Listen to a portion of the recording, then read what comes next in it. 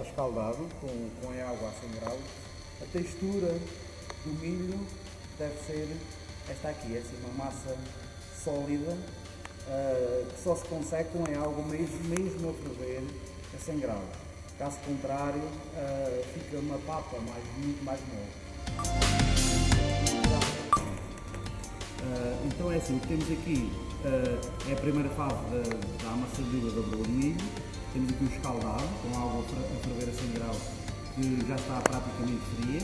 E aqui temos a segunda fase da receita. Temos a farinha de trigo, a farinha de centeio, o fermento, a massa velha, que é simplesmente restos de massa do dia anterior que vocês vão alimentar e guardar no frio, o que vai transmitir uma acidez à nossa broa e ajuda no processo da fermentação, e o açúcar. Pronto, vai dar um sabor assim mais adocicado, mais ao gosto do cliente.